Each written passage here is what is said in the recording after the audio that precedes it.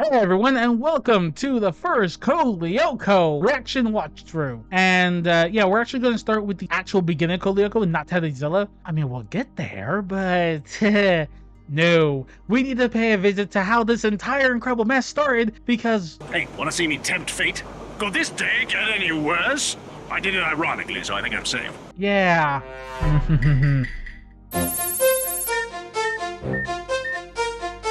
If there's nothing else you can say that is good about Code Lyoko, it's this. The freaking opening song slaps to all hell. Those French horns combined with the guitar and the techno beats just make it iconic in a way that even years after watching it, that song was stuck in my head. Talk about an earworm, it was an entire colony essentially.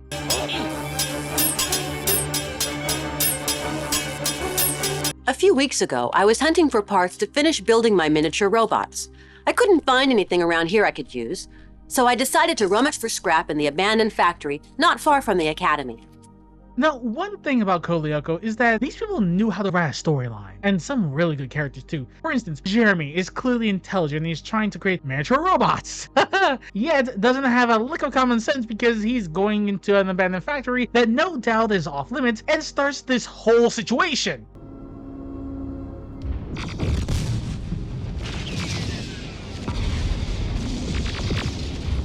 They hold a quality that makes virtually anything that comes out today seem like...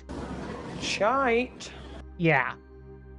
I haven't told anyone. It's my little secret.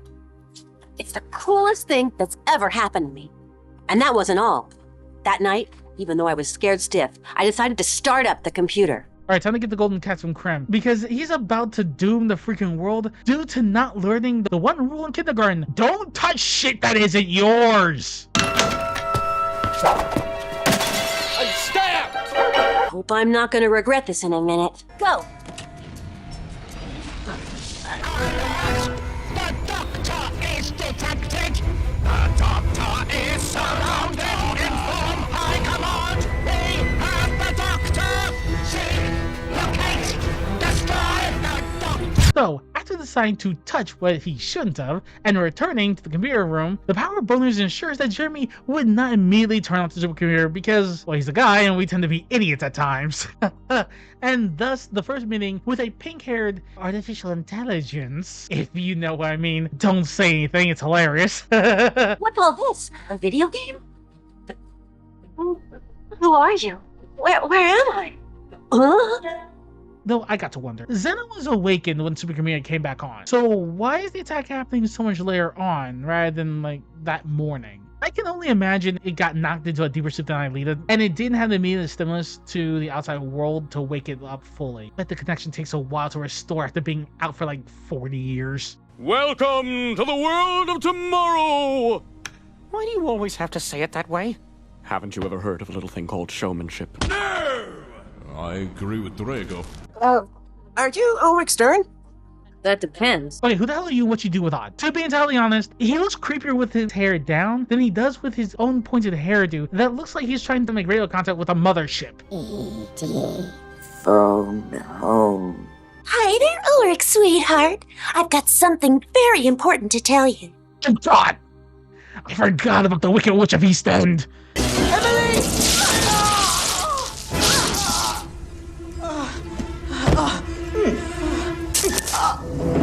I swear, Cersei has to be the most... You know what? Cersei! Help somebody who can be your friend! No, not lover, friend! There's the difference! In any case, let's be fair, this is the subplot with Odd trying to get to know Ulrich since they are roommates. And the waiter says, I don't have frog's legs, that's just the way I walk.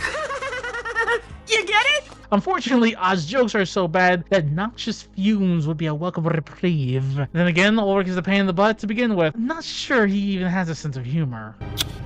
Why so serious? Regardless, back to the supercomputer, because Jeremy just can't get away from this secret bubblegum girl. Also, I do find it hilarious that while Ulrich and Odd have to share a room, Jeremy has one all to himself, which allows all the craziness that occurs later on to happen. I wonder if he had some type of grant or something. And in any case, he has a conversation with the artificial intelligence and settles on the name Maya for her, because, well, not like he's actually looked into the database to find out what the hell her name actually is, given the fact that it's likely in there somewhere, but I digress. And thus starts the adventure. teacher. Once more, curiosity. That cat's being fed well today. There are some animals.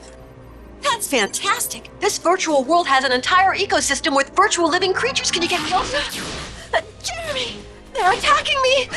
So once Maya finally returns to the tower after getting a bit of a nasty surprise from Xana's monsters, Jeremy discovers her life points are regenerating when she's inside the tower. But poor Maya, she's just knocked out for a little while as Jeremy sits there impotent on what to do next. Don't you think about it too long. You know what they say, he who hesitates disintegrates. Finally, we get back to frickin' Frack at the vending machine as Yumi is getting a soda. And you can already see Ulrich eyeing her just a bit before Jeremy gets a grade A zap, versus the one eye itself. I'm telling you, she's lame. Plus, no offense, but you're not her type. Oh yeah, I hear that a lot. Belpois! To be entirely honest, that boy got enough volts going through him. I wouldn't be surprised if he actually could serve as a temporary engine for our car. Hey, no pollution, just human remains.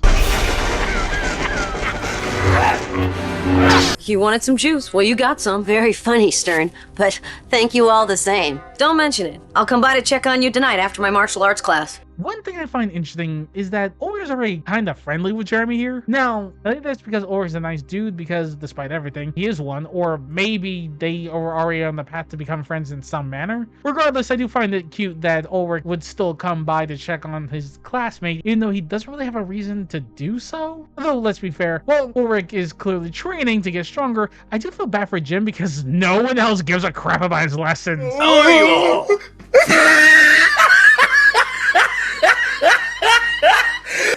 And then again, this is what happens when you're a douche PE teacher. Even though Jim himself isn't all that bad, he just has a rough exterior and is pretty damn dumb. Hey, pal.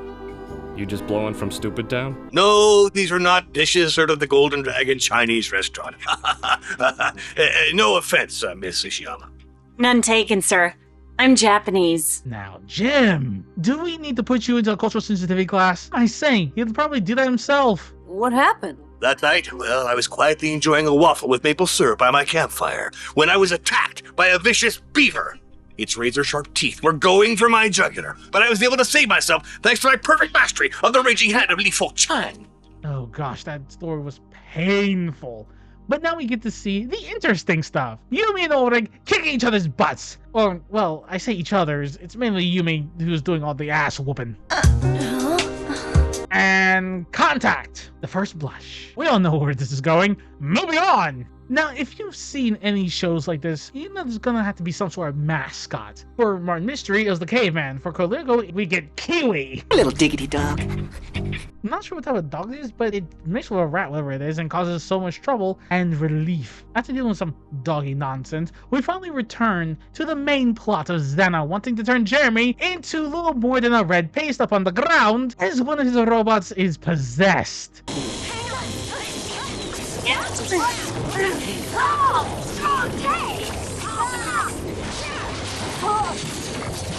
It's like Terminator, but with someone less intelligent and seemingly less powerful malevolent computer that can't seem to understand how to get rid of enemies without doing something inane like this. Don't get me wrong, I love Xana as a threat, but come on.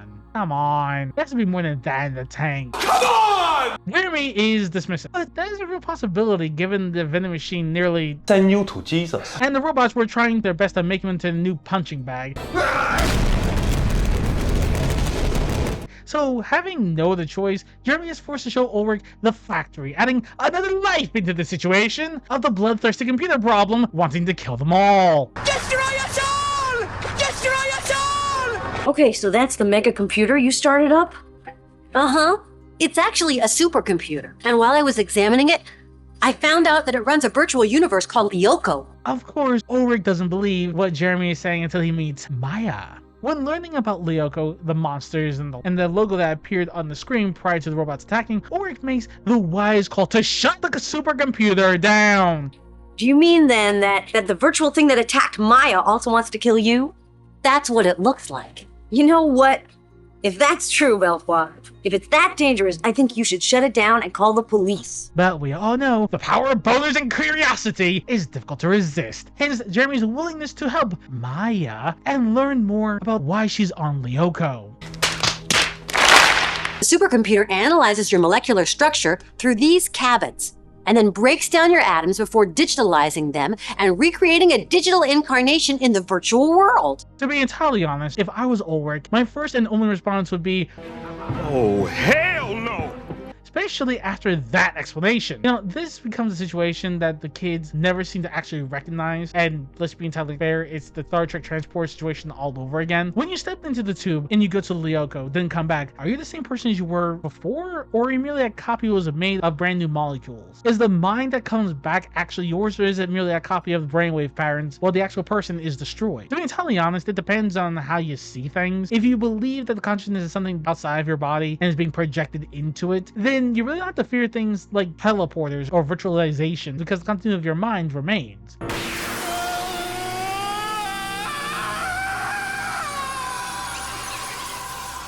Well, if you don't, then that means every one of these kids have died, and copies are created in their place. Oh, look at me, talking about existential dread. Moving on! Great view of utter blackness. Well, got a surprise for you, doggy. You're gonna be virtualized. Of course, Ulrich uses Kiwi. Granted, I don't blame him. That little rat dog had left a little surprise in his bed and destroyed his CDs. Well, I definitely didn't make him to a test subject. Though, not for virtualization. I'd use a squirrel or something for that. Little boy, we'll give you wishes if you can hear us. We can make you fly and get candy.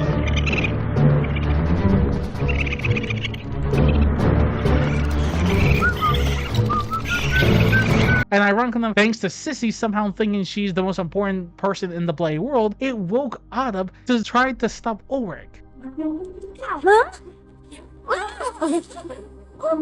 Didn't work, but still, although Sissy is all dressed up for some reason thinking Ulrich was gonna come for her, please, she really needs to do herself a favor and drop the obsession like a hot rock. Hey, are you okay, boy?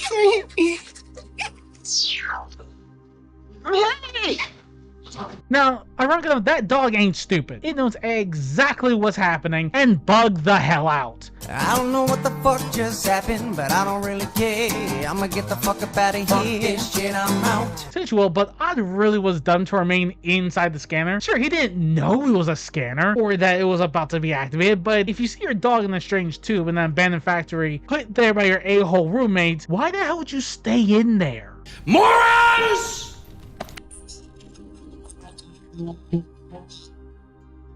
Ouch! What's going on around here? What? And why am I dressed up like a giant purple cat? Odd is the first one materialized into Lyoko. Though, I guess what made his appearance being mixed with a cat is a bit interesting. Congratulations, you played yourself. He needs help. Do you think you can send Sissy and me to Lyoko? Well, I can always try. Despite everything, you get to love Ulrich stepping up to save his roommate, even though Odd has been nothing but a massive pain in the butt since he arrived. Hey, that's not fair. Nobody gets to be a samurai. That's so much cooler. I have no idea why. Maybe the computer just reads into your own subconscious desires and projects them onto your digital incarnation. You dream about giant purple cats? It's funny, I doesn't think of giant purple cats, but he is very catty and quick with himself. Very flexible when it comes to situations, as if his mood shifts with the situation, kind of like a cat. Which was always a strange development during the creation process of mortal beings. Between you and me, I think someone did just to mess with humanity a bit to see on which scale of crazy they can be on. Let me ask you something. What does it matter if you send me back to the asylum if it doesn't matter to me? I've proven my point. Gordon's been driven mad. I've demonstrated there's no difference between me and everyone else. All it takes is one bad day. That's how far the world is from where I am. Just one bad day. What's more, how can I have a weapon like Ulrich? Not these great big useless paws. Hey, watch out. These arrows are pretty cool. It took Ulrich's head off. Better take back what he just said. Jeremy, are you going to give us those coordinates or not? Jeremy, are you asleep on what? Gotta love Xana's timing. Now, this is pretty impressive to use the wiring to attack them. Granted, it's not like this will be the only time Xana decides a bit of imitation of an infamous Japanese art style wouldn't be utilized. But damn, Xana really wants to turn Jeremy into a deep-fried dish with some red wine on the side. Dinner time! Dinner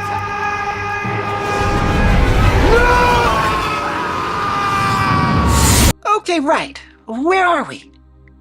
Where did the forest go? How should I know? But you see the tower over there? Weird how it's not the same color. Out of the forest and into the ice. Let's be fair, they're lucky that falling into the bottomless depths of a tower doesn't see them get dematerialized and their essence scattered across the four corners of creation. Oh, look at that. Their boners somehow managed to get them to the nearest location to the activated tower and some blocks aside to give them the good old Lyoko welcome.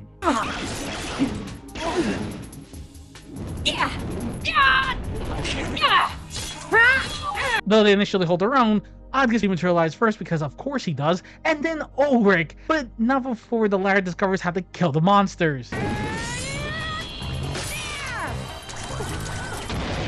And they manage to save Jeremy from becoming shocked into next year, freeing him. Unfortunately, the situation isn't over as the tower is still active.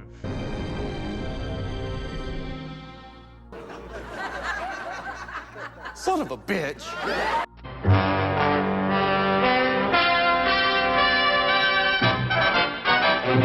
And now back to your regularly scheduled program. The next morning has come and Odd has fully embraced his Lyoko warriorness, even meowing. What's with the hairdo? Lyoko style. It's pretty trendy, huh? Right.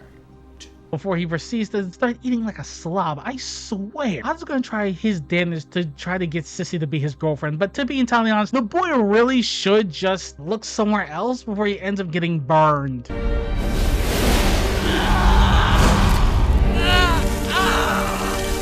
Well, he can't get burned worse than those electrical shots from the night before. All the while, Jeremy has delved more into Lyoko and hooked up his computer to the supercomputer in order to communicate with Maya from his bedroom. To be entirely honest, this is a pretty smart move, though one would think he would attempt to set up the connections between his computer, the supercomputer, and the scanners so that way he can just do it from his own room rather than having to go to the factory each time. But either making the hardwire connections would be far too difficult or conspicuous, or he actually never thought of it. This is also where we get the key information about what towers are and how they operate, at least in a very simplistic term, since Jeremy is still trying to figure them out. Found out what the towers are for. They're portals between the real world and the virtual world, and when they're red, it means they're activated. Shortly afterwards, Jeremy talks with Ulrich, Odd, and Sissy, even though she isn't going to be much help, about getting Maya to a red tower. You want us to go back to Lyoko to get Maya into a red tower? Like I said, I'm sure that's the only way to bring her into the real world. Pretty wild, huh? Pretty dangerous, you mean? We could have all been wiped out for good last night. Odd's right. We're better off shutting down the supercomputer. Too bad for Maya, but still it's not like she's human. Though I will stress that Ulrich has the right idea here to shut down the supercomputer and end everything. Shut it down!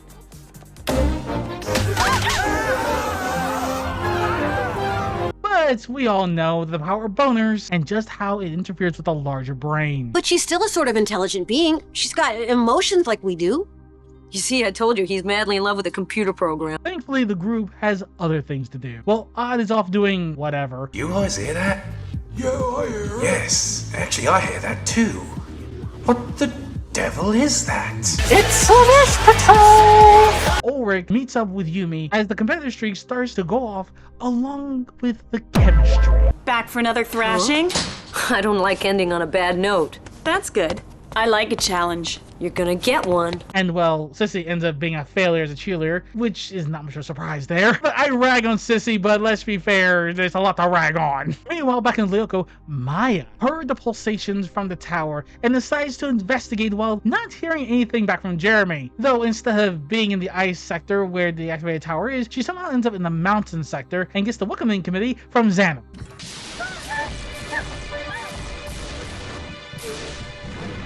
Oh, and Sissy ends up getting electrocuted in her room. Because, you know, why not?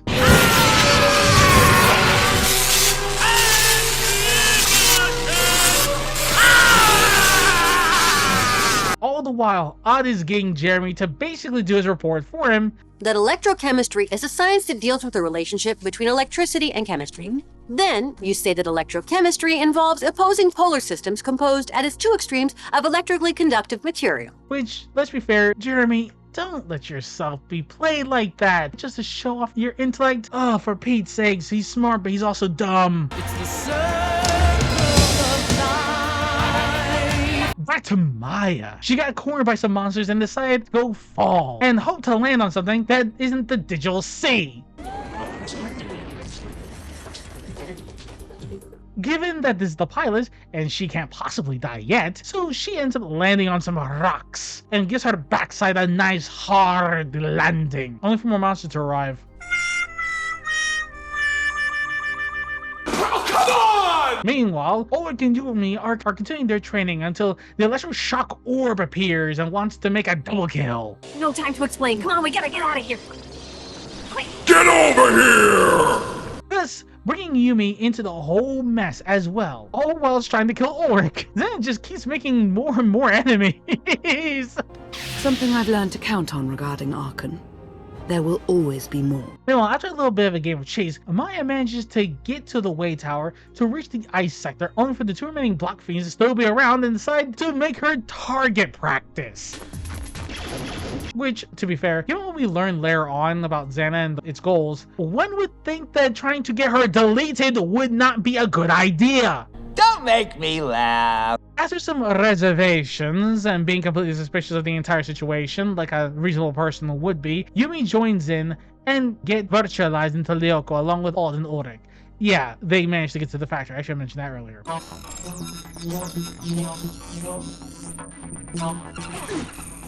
Bummer. I'm still a big purple cat. Ouch! Oh! Yes, unfortunately, Maya seems to not have as much in the way of survival instincts. While she is on a fragment of ice that the monsters couldn't reach her in the cave. She not only waited for reinforcements to arrive in the form of the smaller monsters that could reach her, but when they finally got out of the cave, 3 blocks surrounded her. Like, the hell! Good thing the local warriors were there, otherwise she would have been deep fried. Jeremy!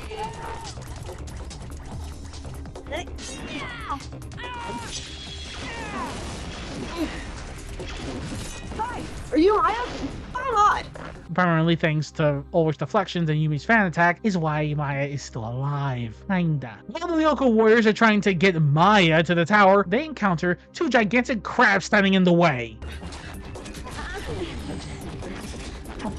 Sissy, by this time, has finally recovered, told her father and Jim about the factory, and led them there. All the while the electroshock ball of death is searching around, ready to catch some bodies. And who gets hit first? But Jeremy, because, well, the death ball would know precisely where he was going to be in order to control the supercomputer. Kind of goes back to the question of, why not set the connections back to the computer in his room? But oh well, electroshock therapy in progress for him. Say, he looks all run down. Let's pep him up!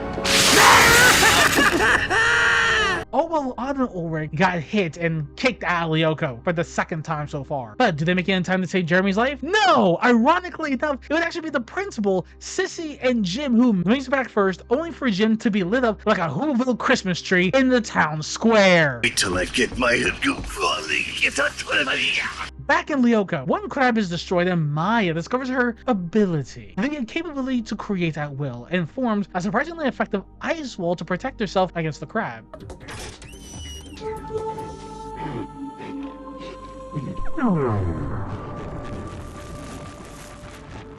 Was it you who just did that? Yes, I think so. Run to the tower, hurry! This allows her to hightail it to the red tower before the crab shoots through the ice and dematerializes Yumi in an instant because Yumi decided to stand there. I swear, their avatar bodies are incredibly squishy for no reason. Maya manages to initiate the shutdown command and to learn her true name. Alita.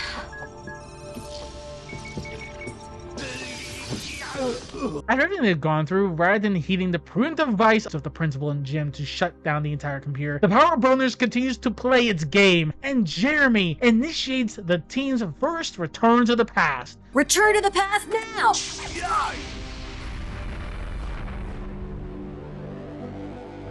Which it would later be discovered that only those who are scanned by the supercomputer are immune from this feature. Which, you know, Jeremy wasn't scanned, so he initially forgot until he was reminded at the very beginning of yesterday, before all the craziness with Xana ever occurred. What's that? What are you talking about? You haven't forgotten about the supercomputer and Lyoko and my big purple cat costume, huh? You know all about Lyoko? And at the end of it all, the local warriors are born, along with Sissy's unending desire to get revenge against Ulrich for sending her up, even though he was always going to do that no matter what. But they also understand their mission to get Aelita out of Lyoko and stop Xana once and for all. I mean, they could have stopped them once and for all to begin with by shutting it down. Hey, if they did that, there wouldn't be a story. So that is Xana Awakens Part 1 and Part 2. Let me know below what you think, and I hope to see you all next time.